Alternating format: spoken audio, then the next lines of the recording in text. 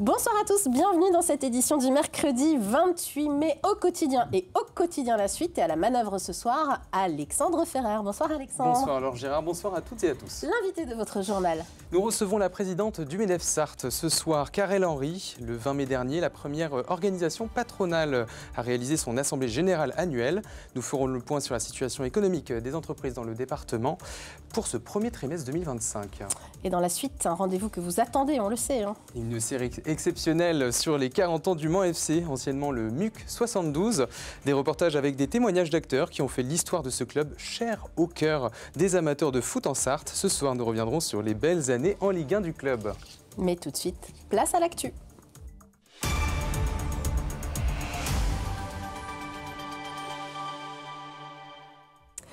Bienvenue dans le journal du mercredi 28 mai 2025 avec au sommaire la pose de la première pierre du musée international du sport automobile. C'était ce mercredi en lieu et place de l'actuel musée des 24 heures du Mans. Le M24 ne sera plus uniquement dédié aux 24 heures mais à toutes les courses automobiles. La caisse primaire d'assurance maladie s'engage avec le dispositif Picto Access, un barème qui évalue l'accessibilité d'accueil des agences pour les personnes à mobilité réduite. Et puis il donne des cours d'anglais tout en rappant. Lundi dernier, Fluency MC est venu performer devant une centaine d'élèves au collège Le Marin.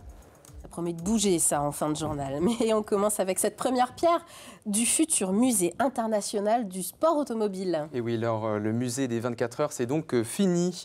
À partir de mai 2026, la porte nord du circuit Bugatti accueillera le M24, un musée qui ne sera plus simplement dédié aux 24 heures du Mans, mais à la course automobile dans son ensemble. La première pierre a été posée ce mercredi matin en présence des deux principaux porteurs du projet, le président de l'ACO, Pierre Fillon, et le milliardaire de l'horlogerie, Richard Mille. Après le terrassement et le forage, la construction doit réellement débuter début juillet. M24 proposera à terme une surface totale de 8400 m² consacrée au sport automobile. Écoutez Pierre Fillon au micro d'Anthony Piton.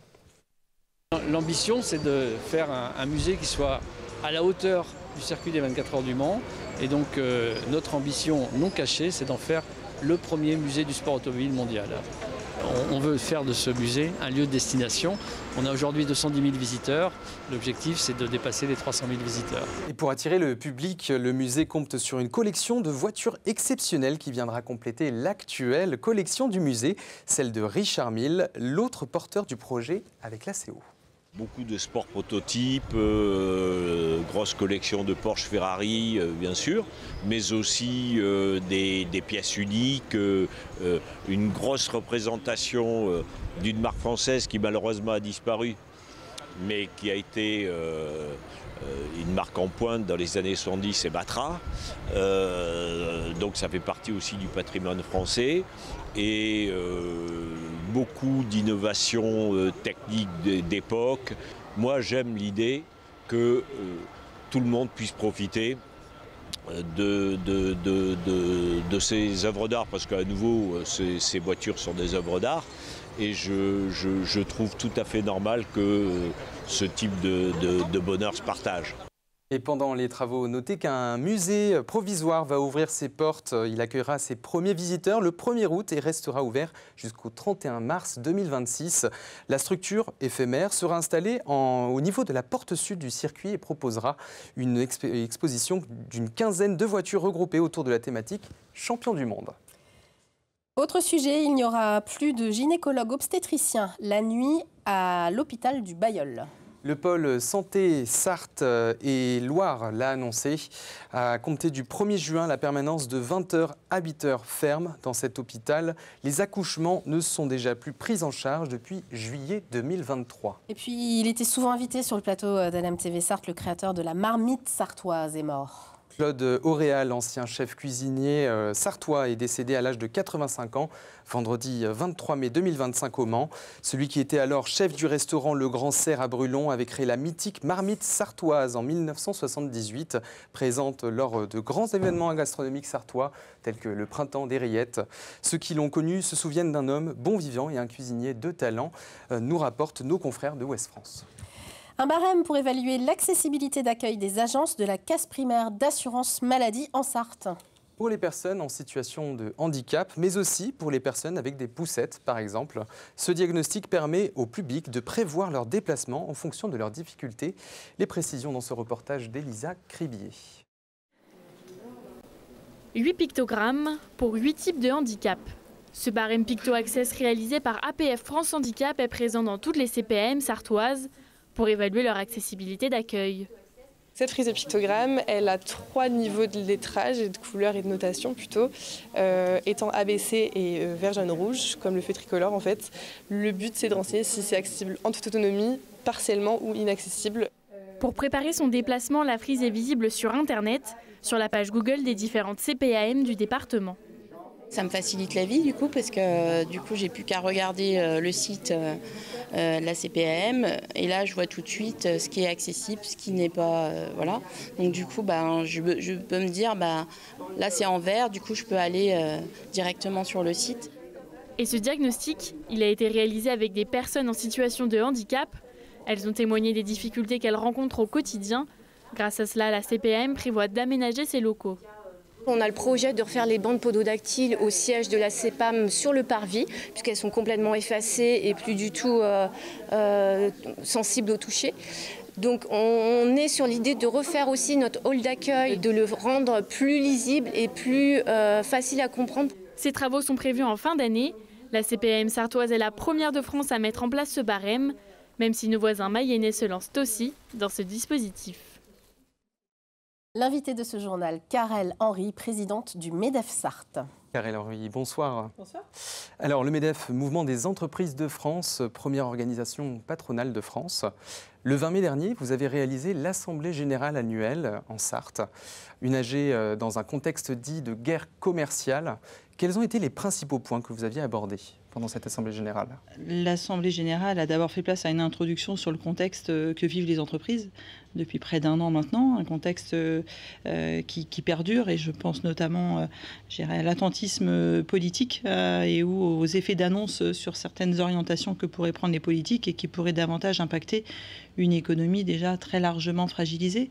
Donc le ton était plutôt à être en attention de ce qui peut se passer très rapidement et à moyen terme, et à demander en tout cas aux politiques de prendre des décisions qui viennent davantage soutenir l'économie, la croissance des entreprises, la compétitivité des entreprises, l'innovation et l'emploi.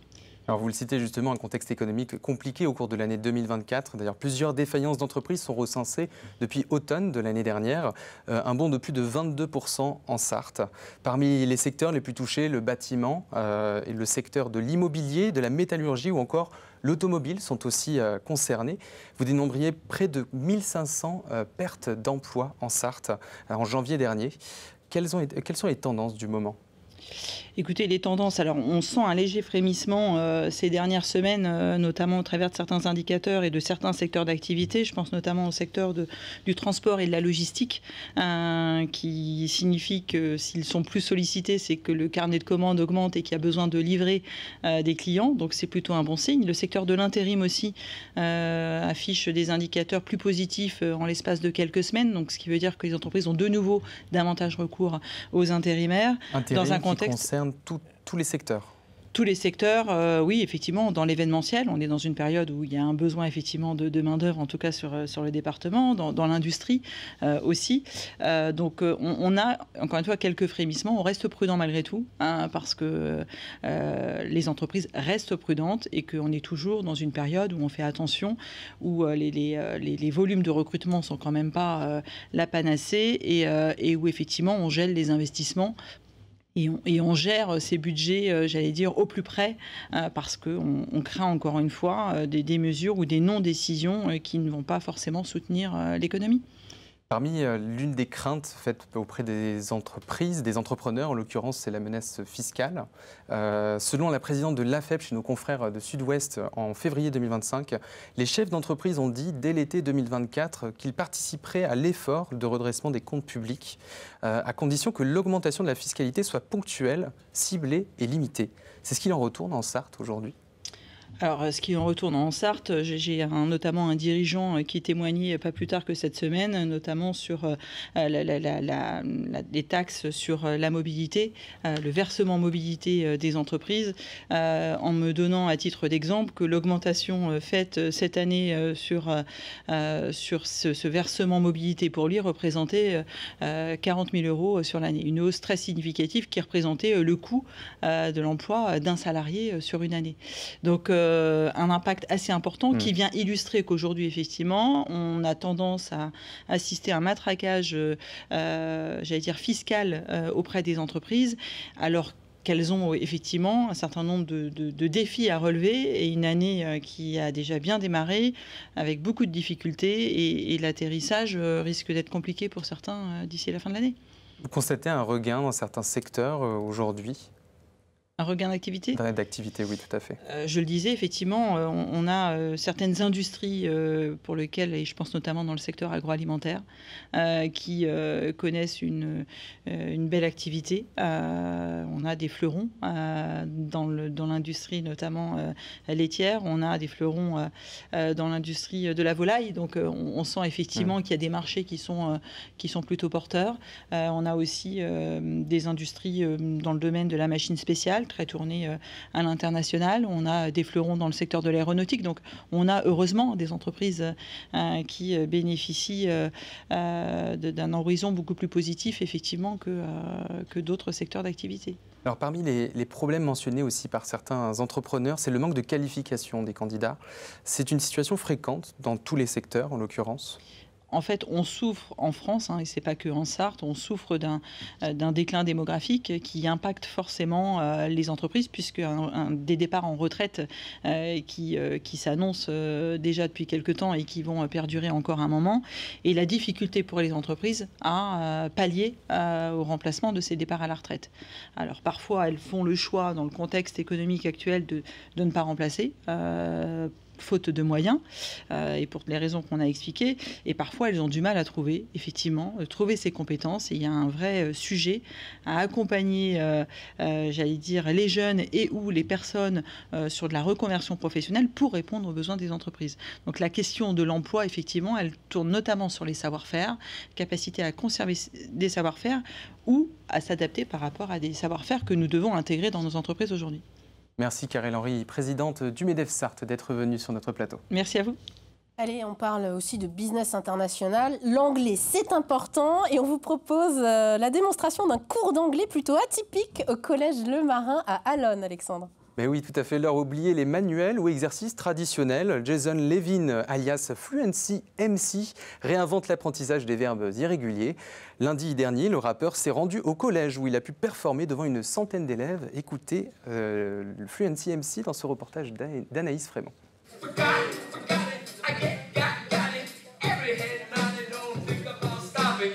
Vous n'êtes pas dans un concert de rap, mais bien au cours d'anglais du professeur Jason Levin, plus connu sous le nom de Fluency MC. Originaire des États-Unis, cet ancien DJ hip-hop a commencé le rap éducatif en 2014. Je suis venu en France, je suis arrivé avec cette méthode à utiliser la musique pour amuser, mais aussi pour retenir la langue.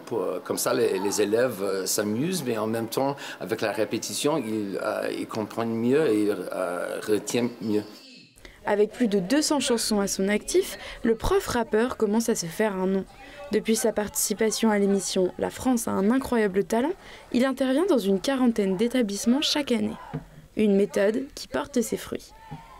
Chaque jour, je reçois un email, un message à les réseaux sociaux, des profs, des élèves qui disent que maintenant je comprends mieux, je me rappelle mieux, j'aime mieux l'anglais et apprendre anglais. Au programme pour la centaine de quatrièmes, verbes irréguliers bien sûr, mais aussi prononciation, expression américaine ou même encore géographie. À la fin, les avis sont unanimes. C'était bien parce que c'était rythmé, donc on a pu apprendre dans de bonnes conditions. Cette séance, ça m'a permis de découvrir de nouveaux verbes et de nouveaux mots. Et ça m'a permis aussi de développer mon anglais et aussi de m'amuser. Une satisfaction partagée par les enseignants du collège qui ne comptent pas s'arrêter en si bon chemin. Nous allons essayer de créer nos petits raps avec les verbes irréguliers justement et puis pourquoi pas essayer de les dire et de les mettre en valeur. Un projet qui pourrait bien susciter de nouvelles vocations.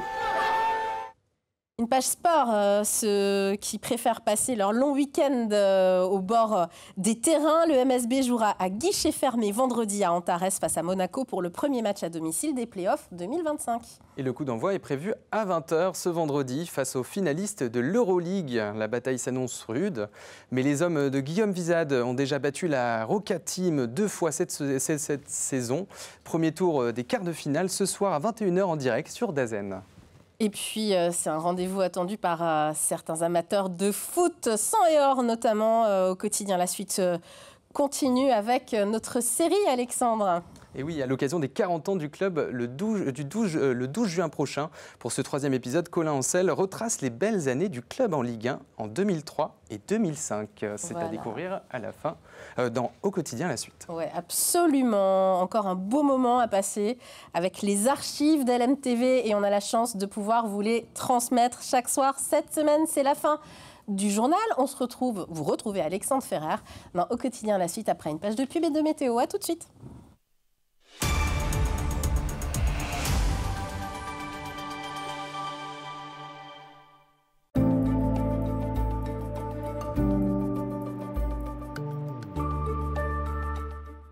Bonsoir messieurs, dames, ravi de vous retrouver pour ce nouveau bulletin météo. J'espère que vous allez bien, j'espère que vous avez passé une excellente journée en notre compagnie. Demain, c'est férié, le pont peut-être pour les plus chanceux d'entre vous. Nous, on sera là, on va continuer de vous accompagner dans la joie et dans la bonne humeur. Alors pour votre soirée, des conditions météo plutôt calme sur l'ensemble de notre département, mais également sur nos départements voisins, avec un ciel, vous le voyez, plutôt bien dégagé. Dans l'ensemble, côté température, celle-ci évolue entre 13 et 17 degrés, avec 13 degrés du côté de Silleguium, 14 degrés pour La Flèche, Angers ou encore à Blois, 15 degrés du côté de Vendôme, 16 degrés au Mans, à Montval-sur-Loire, 17 degrés pour La Ferté-Bernard ou encore pour Saint-Calais. Pour la journée de jeudi au petit matin, ciel assez variable dans l'ensemble, avec toujours une alternance d'éclaircies, de passages nuageux.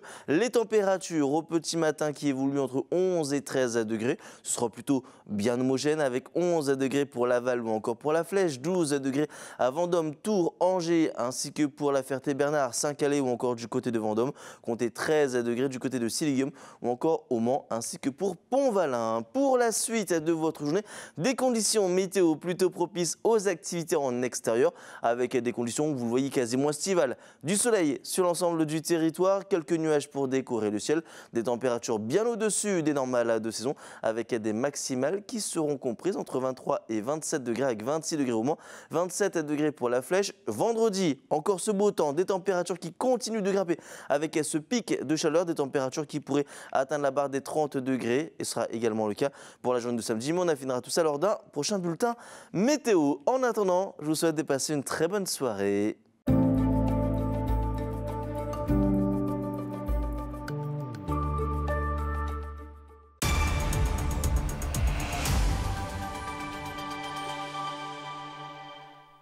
Bienvenue dans Au quotidien la suite. Si vous nous rejoignez, faisons un point tout de suite sur la qualité de l'air dans notre région avec notre partenaire RPI La Loire. Ce jeudi 29 mai, les conditions atmosphériques resteront dispersives, favorisant des niveaux de pollution faibles. L'ozone se maintient à son niveau de fond et justifie un indice de qualité de l'air moyen sur la région. L'arrivée attendue d'un pic de chaleur vendredi devrait faire augmenter les concentrations en ozone. Pas d'invité ce lundi, mais une semaine exceptionnelle consacrée aux 40 ans du club de foot du Mans.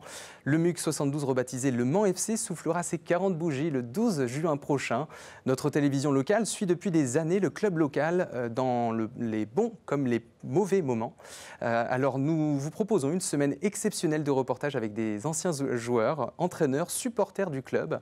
Des épisodes marquants et ce soir, Colin Ancel nous replonge dans les belles années de Ligue 1 du club. Si les voyages forment la jeunesse, celle du Mans a dû sacrément bourlinguer.